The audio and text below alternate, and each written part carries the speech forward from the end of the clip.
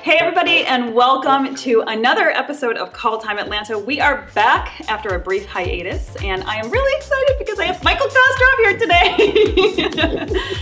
He is one of my favorite actors, and he's one of my favorite people in entertainment for another reason, which I'll get to in a moment. But first I want to do a brief introduction. Michael has been on The Good Wife. He has appeared on The Wire, on Vinyl. He has been on The Blacklist, one of my favorite shows of all time. Upcoming, he is going to be appearing in Wizard of Lies, which is about Bernie Madoff, and he will be portraying Robert DeNiro's brother, so that's going to be really interesting. Yeah. No pressure there. He will have a recurring role on Luke Cage, which is the next Marvel series, and he has also toured with the producers and Les Mis, and we'll be doing some more of that in the future. Hopefully, yeah. Yeah. So one of the reasons I said you're my favorite people is because you also do a workshop called Audition Psych 101. And as its name implies, it's all about psyching yourself up for an audition, maybe not psyching yourself out, and kind of taking yourself out of the running before you even get in the door. Yeah. So can you talk a little bit about that? Sure. It's actually the reason that I'm here in Atlanta is I'm doing the class twice over this weekend, which is why I might not be completely coherent today. You know, I found early in my career that auditioning was really daunting. I mean, I think for everybody it is. It's daunting. And we do a lot of the reasons why auditioning is daunting is our fault, because we do all these weird things to ourselves. We make up a whole lot of stories about it. We feel like people are, you know, can't wait to reject us, and that there's a lot of pressure, and that they're these scary, mean judges. And so I found that over the years, as I was, you know, having a lot of unsuccessful auditioning and a lot of panicked auditioning, that as I went along, I was sort of breaking down what was going on and where it was going wrong, and I came to a place where I really started to enjoy it. And the reason that I teach this workshop is I want to share that with fellow actors. So, okay, let's stop there for a second, because enjoying auditions, most of my acting career has seemed to me like an impossibility. Like, that is a unicorn. Yeah. So I'm getting to the point now, I think just through desensitization over time, where I'm not as unnerved by them as I used to be, but enjoying it, I'm not quite there yet. How can we enjoy a process that really kind of makes us bend over backwards? Well, you just said something very interesting. You said, well, I enjoy acting, right? And I think the biggest problem is where we start to define auditioning as something other than acting. When we start to think in terms of like how to you know, guess what they want, or how to please this stranger, and you know, or how to, you know, show that we're professional, all these other weird, you know, extra goals that should not ever be the goal of an audition. Yeah. All it really is you're going and you're acting, you know, because who knows who they're going to pick? They don't even always pick the best actor. So even nailing it and doing a great job doesn't mean you're going to get a job. That's true. That's true. I really believe in taking the focus off the job. That's not really, shouldn't ever be the goal, because that's not what we know how to do. What we know how to do is act. So it sounds simple. It can be fun. Yeah. It sounds simple. Listen, it takes practice, and there's a reason my workshop is 4 hours of just talking about this stuff. Right. Because it's hard to wean ourselves off of some of what I call the mythology about auditioning. You know. Yeah. And I think for younger people, it maybe is easier because they're not quite as aware. They're not as entrenched in their own stuff. Let's say it that way. Well, it's true. You know, I've been asked over the years, I've sometimes been asked whether kids could take my workshop, and I always say no, because they don't need it. You know, little kids, especially little kids, they love it. They go perform. Sometimes they get a chance to do it again, sometimes they don't. Yeah. And they so have the right attitude. Yeah. And we get so intense about, you know, what does it say about us as a person and an artist and all this stuff. And it's it's so, you know, if you look back over, any of us who have auditioned for a while, if you look back over those auditions, you see a pattern of random. You know, some of your worst auditions result in callbacks. Some of your best ones you never hear. It's really not linear at all. Yeah. There's so much that is out of our hands, and we know that intellectually. Right. Like most actors will go into an audition knowing that you might remind them of their horrible ex, and therefore you will never get in the door with this casting director, and that's just out of your hands. Well, and also, you know, this is the only profession I know where they can say, well, you were great, but we need someone tall. Yeah. Or Asian. Right. Or, you know, or Yeah. with combat skills or Right, whatever right. the thing is. Right, yeah. So it is out of our hands. Yeah. I also believe in reintroducing a sense of humor about the whole thing because we get Yes. really intense. We get really intense. Yes, I should actually, I don't know that I said this already, but I've taken your workshop. Did I mention that? No. I have taken your Audition Psych 101 workshop in March of this year. And I mean, we were laughing like the entire time, but there was a lot of truth in there too. Yeah. I think we were laughing at the truth of it all. And you were putting a humorous spin on things that can be kind of painful as actors. Well, and also things that we do to ourselves that are silly, that we go, Yes. you're right, why am I doing that? Yeah. It's like, why am I hitting myself? Right. You know? Right. And also, I think keeping it in perspective that, the kind of work we do is silly by nature. We pretend to be other people. That's our job. Yeah, that's our we're job. not sending up rockets. We're not curing cancer. Right. Right. Actually, let me stop you right there. Yes. Are we 'Cause curing cancer? Well, Did I not know? no, Okay. no. However, a lot of people that I've had on the show, other actors that I've talked to who've been in the business for a long time, they say, and they believe this with all their hearts, that acting and actors have saved as many people as, maybe then we're not curing cancer, but that we save lives. I mean, we make lives better. What do you make about that? My Putting initial on the spot now. reaction is skeptical, and maybe that's my own terminal humility, where I just think, what am I doing?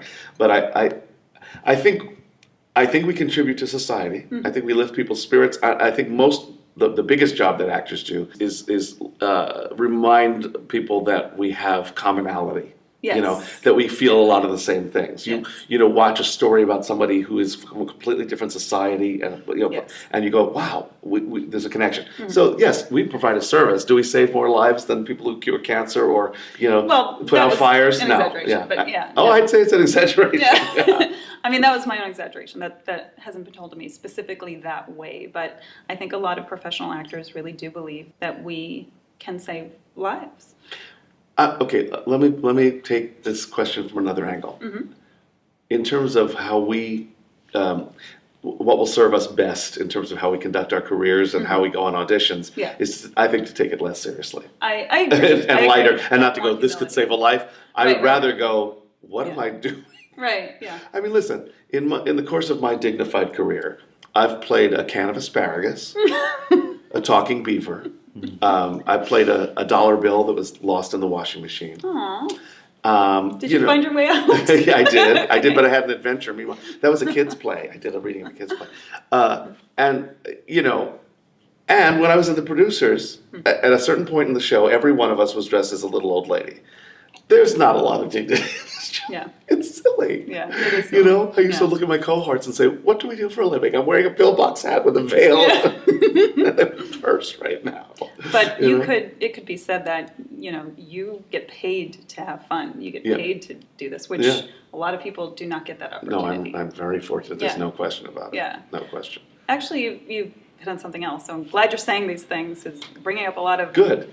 thoughts that I've had internally, questions. And I've been reminding myself of my childhood when I would play act with my cousins and my friends, and we would put on skits for our families just off the top of our heads and do dance routines and all that stuff. And there was no question about, oh, am I doing this right? Or we were little kids playing. That's right. And I'm trying very consciously to bring some of that into the front of my mind when I do auditions now. When you are an adult and have been kind of beaten down by life a little bit, you lose some of that. No, that's everything you're saying. I'm nodding a lot because I think you're really onto something, and I think that we do get a little beaten down by life, and we do get discouraged and skeptical in a lot of things, and I think there's a great case to be made, and I'm speaking as somebody who does this as a profession.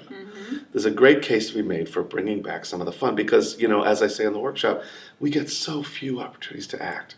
And when I think of an audition as a chance to act, I'm like, I don't want to miss that fun. I don't want to miss that. I have no control over any outcome. I was telling the workshop yesterday that a couple months ago I had an audition for a production of All My Sons. I did not get cast. I had a great time doing Arthur Miller. And if I had been so focused on the result, I would have really missed the fun of that moment and the joy of getting to be an actor. But we lose that sense of play. We're very lucky that we get to do that. Yeah. Whether we're paid or not, I think we're very lucky to get to do that. I agree. The people who can stop and watch what we're doing. Right. You know?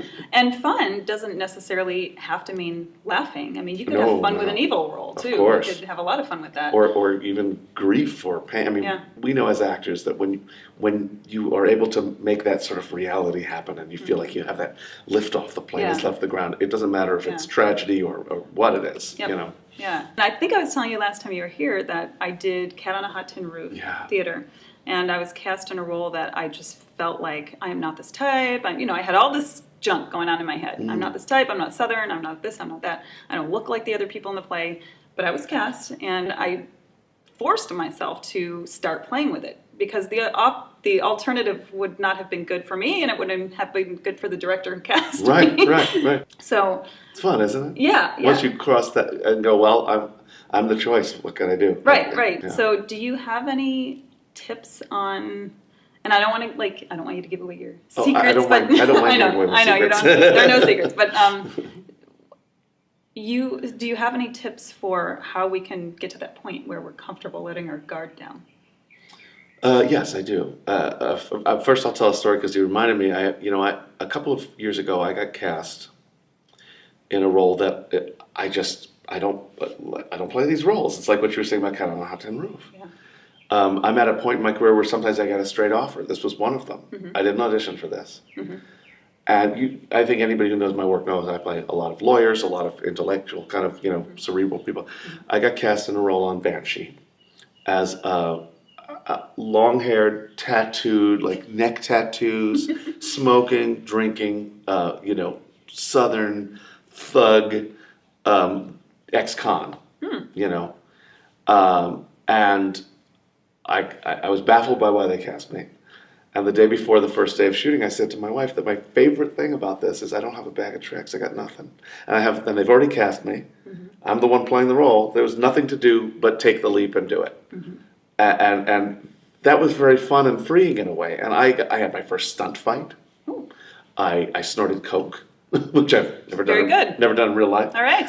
I got to be dead underwater, which any guy who's watching will know. We love that stuff. Like you get to be like shot or dead or so, I don't know. We love these things. So yeah, I got to float dead in a pool, and I worked with 2 ex-Navy SEALs to train to hold my breath. It was awesome job. Yeah. One of my favorites because it wasn't my bag of tricks. I feel like the key really is if you've been cast, you're the choice. There's nothing. It's out of your hands. Somebody else has made that decision. It's not your decision to make. Mm-hmm. You're the only person in that role. You're playing that role. Yeah. But I also think that when I go on an audition, I feel like when I'm in the room, that's my responsibility. There's nobody else playing the part. There's nobody here but me. I got to play it. That's my job when I'm in the room. Whether I think I'm right for it or not, you carry that responsibility. It's like going on as an understudy or anything else. I feel like we have to really, really work hard to break the habit of evaluating ourselves because that's not our job. That's somebody else's job. Yeah. I just keep thinking of this Stephen Sondheim lyric from Sunday in the Park with George, where that says, "Stop worrying if your vision is new. Let others make that decision. They usually do." Mm-hmm. And it's a great lyric. Yeah. Just keep offering your gift and let somebody else figure it out. Right. How's that for a long-winded answer to a simple question? I love that. I love that. We all struggle with this. I mean, how was that experience for you? It ended up being great. Oh, fantastic. Right. Yeah, I would not trade it for the world. Right. I love doing it. I mean, to look at me, I didn't even look like myself after they got done with the makeup and the pregnancy belly because I was a pregnant character and wig. Kind of great. Yeah. I mean, it was wonderful. So, okay. Yes. You were telling me beforehand that you got into acting kind of later in life. Yeah. In entertainment, that could mean, 15. But when did you get into acting? Well, there are 2 answers to that question. I've been an actor all my life. I always knew I wanted to be an actor. I was an actor when I was a kid. I put on shows standing on the couch making up songs. Mm-hmm. But it took me a very long time to have a professional career. Very long time. I'm always very candid about these things, and I get concerned that people are uncomfortable when I'm this candid. But that's just me. I was a dark kid. I was very depressed. I was very inward. I was really horrifically shy and bad at presenting myself in the world. And it took me a really long time, and a considerable amount of therapy to be comfortable with myself enough to present myself in an audition situation and get any kind of good response. So it wasn't that I wasn't trying to have a career. I was doing whatever I could get my hands on. I didn't have an agent. I didn't have, any kind of resume. And so I kept doing whatever local theater I could do or whatever. But I mostly didn't get cast at all because I was so shy. But you did it anyway. I did it anyway. That's amazing. When it's your calling, it never really felt like a choice. I put myself through this torment of being. Even I was in a little teen theater company, and even that was torment. I was so socially awkward. It was very bad. And I hope this is more inspiring than anything else to people. But I didn't really work until well into my 30s, and then it was sporadic. And I don't think I had any kind of regularity in my career until late in my 30s. Mm-hmm. So, and that was my own personal journey. And the other half of that is that because I'm a character actor, when I was skinny and young and had all my hair, nobody knew what to do with me.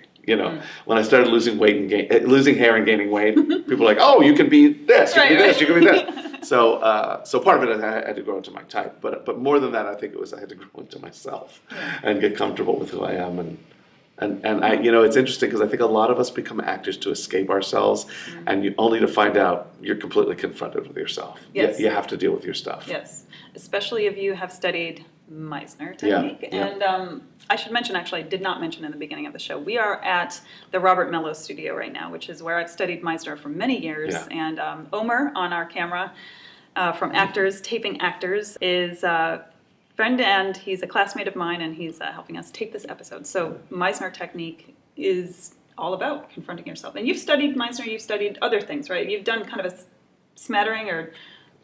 I'm a shamefully undertrained actor. I really am. People don't believe that because I work a lot. I'm very instinctive. It's not that I haven't studied at all, but I haven't studied to the extent that I think an actor should. That's just the truth. Okay. So I have, I went to Performing Arts High School in New York, and that was all Stanislavski. Mm-hmm. Very intense for a high school. Very intense. Yeah, really intense. And I've studied independent classes on and off throughout my life, but not enough. Well, you said something interesting, though. Important, actually. Interesting and important. That you go on instinct. And for me, especially having come from a corporate background where you have to act a certain way and you have to follow certain rules all the time. And I think a lot of an acting education is about training yourself to follow your instincts again. So it's maybe something that you seem not to need as much deprogramming as the rest of us. Well, I think we don't recognize enough that each of us is a different instrument. Mm-hmm. Okay, so I'm a very analytical instrument. I've always been like, I think I'd be a psychologist if I weren't an actor because I'm very much. I think all my life it's just my DNA. I like to figure out how people tick. That's how I do my work. Mm-hmm. There are other people who are very in touch with their bodies, and that's how they do their work. Right. So I think there are lots of ways to do what we do, and different things work for different people. But I remember now that we had a conversation last time I was here about you're pulling yourself away from the idea of getting it right. Mm-hmm. Because it's art and there's no right. From one take to another, it might be different. From one production to another, it might be different. In theater, from one night to another, it's going to be different. Yes, that's true. And there's a flow to it, and it's art. Mm-hmm. And I think when we're artists, we put out our offerings, and the best we can go is, well, who knows? Right. Who knows? But I think we do think, and again, I focus on auditioning because that's sort of my theme. It's really an art killer to try to get it right. Yeah. To go, how do I do it right? There's no right. Correct. Yeah. There is no right. Correct. There's no right. Have you had improv training? Yes. I did a lot of improv in the early 80s in New York City, and it was fun. I was in a weekly improv show. Yeah. And that helps you connect with your instincts big time. Very much. You don't have anything but. Yeah. No. Do you have any favorite moments that stand out from improv? There are probably so many. Well, there are so many. Yeah. One of the most brilliant moments I've ever seen in improv was a girl in my company, the company that I was in. So, we would get a suggestion from the audience. Mm-hmm. We knew who was going to be in the scene, but the audience didn't. So the director asked the audience for a reason you'd go see a psychiatrist. Mm-hmm. And the audience said, "Your wife drives you crazy." And so this girl was scheduled to be the patient. And we Okay. thought, well, what's she going to do? Is she going to be married to a woman? It was in the early 80s. It was not really common. Yeah. And the lights come up, and the doctor says, what seems to be the problem? She says, well, doctor, it's my wife. And he says, well, could you elaborate? She says, well, my wife drives me crazy. I mean, wife in general. I look around me, and just everything in my wife just makes, and I'm like, where does that come from? Yeah. Where does that come? That was like, my jaw was on the floor. Just wife in general. That is brilliant. Yep. She made it into a speech That is awesome. That is awesome. Oh, wow. Yeah, that was pretty amazing. Yeah. That's a sort of a certain kind of a creative brain that I love. Yeah. Yeah. Well, how about things you've done that you're proud of? I know you don't like to edit. I know you're humble. So I'm not trying to like. Do you mean in improv specifically? Or anything? Let's talk about an acting moment. Let's talk about even an auditioning moment, because you do the workshop and there may be some. Yeah, now you're making me think. Honestly, this sounds so grim. Given where I've come from and given the kind of childhood I had, it still amazes me that I'm at a point in my career where people want to interview me and learn from me. Honestly, I still feel like I don't feel like that guy inside. So to have had a career, I mean, I laugh when I say I just shot a thing where I was Robert DeNiro's brother. I'm like, really? So I think I'm most proud. This is me. Okay, I'm most proud of surviving a really dark childhood and cobbling together a life that I love and that I have a career in what I do. That's kind of miraculous. That's the thing I'm the most proud of. What do you think compelled you to take that darkness and turn it into something good, whereas other people go down a much different path? I don't know. I think a survival instinct. I'm estranged from my family that was very unkind to me, and that's the best thing I ever did for myself. And I don't know what gave me the strength to do that. And I can't overemphasize how awkward I was as a little guy. I laugh at it now, but it was bad. And I don't know. I wish I had some sort of, self-help kind of answer, but I don't. I just think, I think it's good to view problems in your life as things to be fixed, not conditions, but like not limitations. Right, and let's address this. And I mean, in this day and age, like there are resources available for everything. Oh, sure. Yeah. And instead of going, well, that's my life. Yeah. I gave you a grim answer for a Sunday morning. But if you right. if you want to know what I'm the most proud of, it's having a career and a life that I'm happy with. Is kind of amazing. Okay. Kind of amazing. That's Plus, a fantastic answer. I just played Robert DeNiro's brother. That's right. Kind of amazing. I mean that's I'm gonna ridiculous. get your autograph now and go sell it on eBay. I need a little extra cash, though. I think another thing. I'm now thinking about moments that I'm proud of. So I was on the road with the producers, and I was understudying this huge role, Max Bialystock. And if people know musical theater, it's like one of the biggest, most all-consuming roles in musical theater. And I had never done a big show before. I was just thrilled to be hired. And the day finally came when the stage manager called and said, "You're on," and I went on as an understudy. And I think one of the proudest moments in my career is I steered this huge ship called the producers in front of a full audience of, people paying top dollar to see the producers. Yeah. And I didn't know I had that much leadership in me. And it's a big job. You have to not just play the part, but you have to lead the company, right? Through a performance. And that was a high. I mean, it really was. It really was. And think about what you just said about where you came from. Yes. And you have gotten to the point where you, like you said, steered this big ship. Yeah. We all come from this, not all of us, but some of us come from a painful place in our childhoods. Mm-hmm. And we have a certain image of ourselves. And that image of yourself is so tenacious. It's just like baked in there as you get older. Yeah. And so now you're a different person. I've met you a few times now, and you come across to me as very confident and very gregarious and creative, and inside you may feel differently. Mm-hmm. So I think it's really interesting how you marry those two, the inside version of yourself, what you think of yourself, versus the outside. And that's something you take into auditions as well. This doesn't have to be all about auditioning, but I mean, we were talking about your workshop earlier, so part of my inner demons with auditioning is I'm the outsider, which I have felt a lot of in my life for various reasons at different points in my life. And this is not meant to be a therapy session for me, but I might get a little therapy. That's right. Well, you're hitting on some really great, interesting things that, again, actors don't talk enough about this stuff, I think. Yeah. Do you think? You know what I mean? This is this. I do think that a lot of damaged people come to acting. A lot of us do. And I think we don't think about this stuff enough. These are good questions. My wife says something to me from time to time that I really love when I'm having one of my weird dark days. She says it's not as bad on the outside as it is on the inside. That's true. We think that whatever our bad thoughts about ourselves are about feeling invisible, like I sometimes feel, which is funny because I'm not, but I feel like that. I carry my middle child syndrome into my adulthood. It's the perception is different. Yes. I used to feel like everybody could see my darkness, and they don't. They don't. And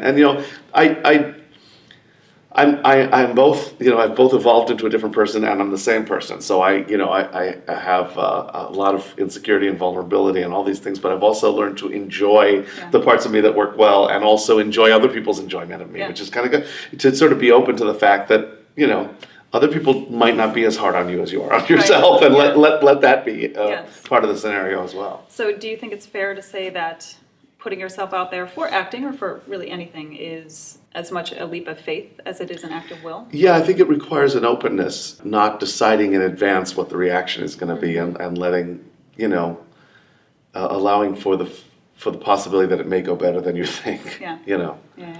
I think the two parts that we're talking about where we felt we were out of our comfort zone are great examples of that. We got great response on something we didn't know we could do. That's true. Yeah. And that does help build on itself too. Just like the dark stuff can build on itself, the positive experiences, if you just push yourself over that ledge and make yourself have those positive experiences, you'll find that those will become what grows. Well, the other thing is it's a philosophy of our particular time that we're living in, that people expect you to have complete confidence in a vacuum, but void of any help. Yep. They're like, you just believe in yourself, follow your dreams, you can be anything you want to be. I don't believe in any of this stuff. I think that's nonsense. And I think that the unspoken thing is I've gotten a lot of positive feedback. Right. So I'm more confident. I'm more comfortable with myself as an actor, because a lot of people have gone, we think you're a good actor. Yeah. Here's a paycheck. Right. It makes a difference. Yeah. I don't know why we deny that. Yeah. We're all connected. Yeah, we all think we should just, be a confident actor. Go in there and be confident. Well, what if you haven't had a lot of confirmation yet? Give it some time. Yeah. It takes a minute. Yeah. Okay, we're going to switch gears for a second.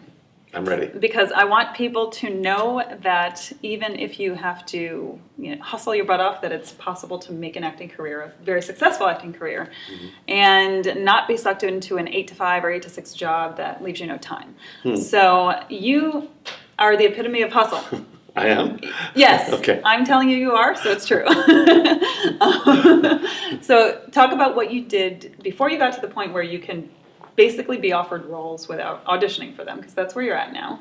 I mean, sometimes, you still have to audition, but you mentioned that you sometimes I get a straight offer. So people know your work. So it's a very big puzzle early in your career, how to support yourself and sustain yourself and be available for work. Yeah. It's one of the hardest things we do. Yeah. And I feel like you have sort of a dual obligation to yourself as an artist.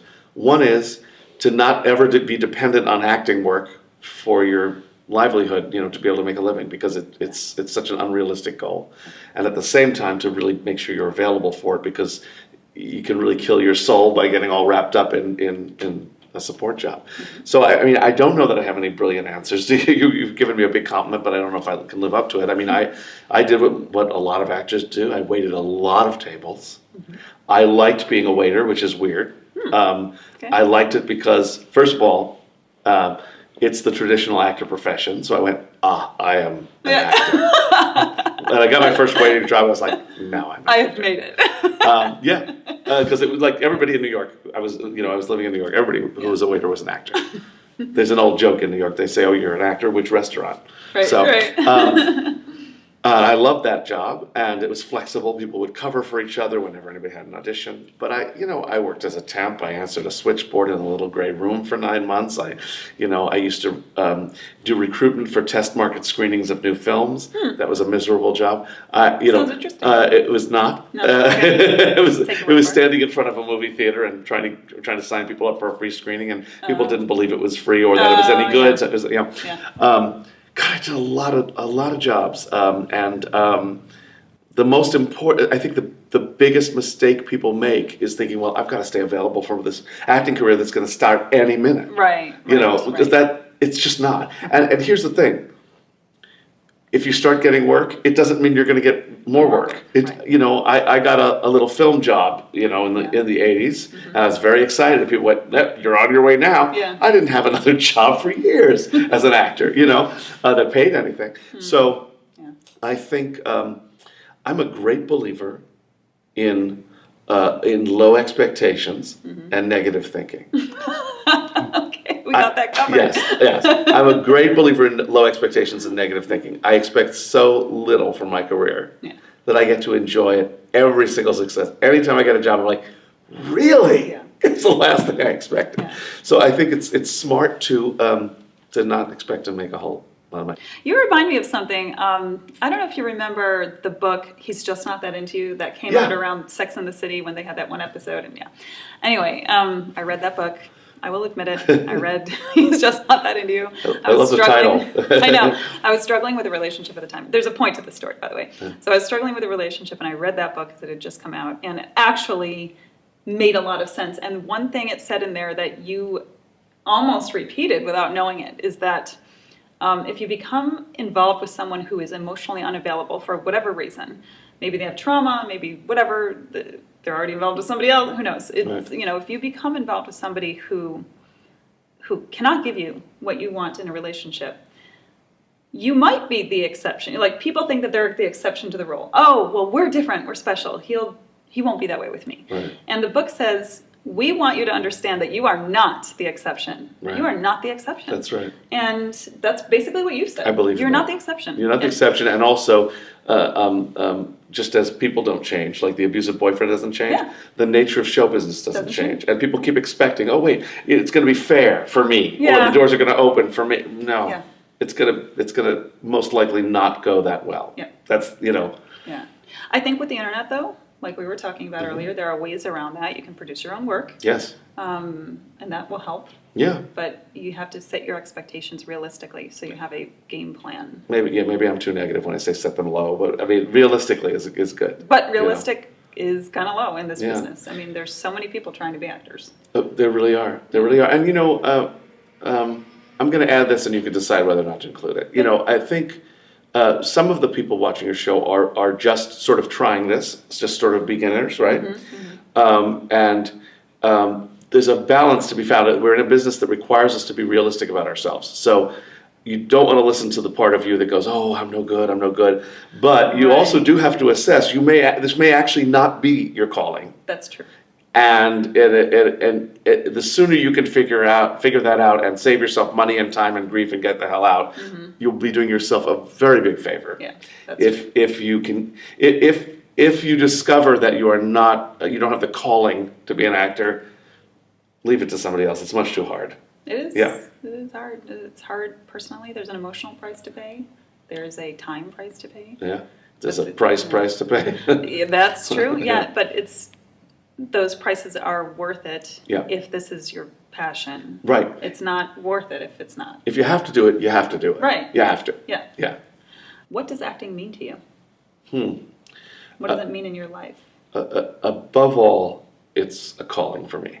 So what acting means in my life is that I am aligned with what I'm supposed to be doing, and that's huge. I feel like to love your job in this life is immense. People always think I'm kidding when I say this. I met a woman, and I'm very serious about this. She was a Walmart greeter, and she loved her job as a Walmart greeter. She says, every day I wake up, I'm so excited to go to work. I'm like, that to me is the goal. Yeah. more than anything else. No matter what you do. My goal is not fame or or money. My goal is like I get to act. I get to be an actor. So what acting means to me is that I'm doing the thing that I'm supposed to do, and it makes my life feel sort of glued together in a nice way. You're self-actualized. Wow. Okay, so we have talked about the career that you've had, the hustle you've gone through, the workshops, and your upcoming work. So how can people find you online? Okay, so we're in that age where we have to have all these different ways of contact. I'm the worst at social media, but I did finally make a Twitter account, so I am at The Real Kostroff. The Real Kostroff. Kostroff. Excuse me. Correct. Double correct. F. So The Real Kostroff is my Twitter handle. I'm very bad at it, just so you know. I hardly say anything. But I really encourage people to go to the website for my workshop, and that's www.auditionpsych101.com. It's Audition Psych, there's no E, P-S-Y-C-H, 101.com. And there are a couple of reasons to do that. So first of all, I will be back in the Atlanta area, so if you get on my mailing list, you'll be informed. I have a different mailing list for every city. You'll be informed when I come back. There's also going to be a book version coming out that I'm very excited about. So if you're online, if you're on my mailing list, you'll find out about that. But also on the website, I have what I call my goodies page, which is really great. There are articles and interviews, and just there's an article about breathing. There's just all kinds of things that I find that sort of fit in with the theme. So there's fun stuff to look at there. Great. Okay. I can't think of anything else. I'm on Facebook, Michael Kostroff. Yeah. Go to my fan page. I never contribute to it. I'm very bad at it. I got to get better at that. That's it. So we got the Facebook page, we got Twitter. People can sign up for your email list or lists on the website. Right. Audition Psych and enjoy the goodies page. And the goodies page, and they will get notification when your book comes out, or it's about to come out. Cool. All right, and this is Pamela Doridis. You can find me online as well, Pamela_D on Twitter. You can also find the show, Call Time Atlanta on Twitter, and Call Time Atlanta on Facebook, calltimeatlanta.com. There's a common theme here. YouTube, youtube.com/calltimeatlanta is the YouTube channel where you can find this episode with Michael Kostroff. And all kinds of other episodes that we've done, as well as some other content for you that is not entertainment industry related, but that will be very interesting for you nonetheless. So check out our YouTube channel. Please comment on this video and let me know what you think. Let Michael know what you think about what he's had to say today, because there's some deep stuff that we went into. And I'm needy and insecure, so I need your feedback. We're needy actors. We just need to know that you love us. So please comment and share this video. Tell us what you think. If you have questions for me or for Michael, I'll answer in the comments. Them. Yep. Yeah, and subscribe to the YouTube channel, please, and we will see you on the next one. Thank you so much. It's my pleasure. Thank you. Bye.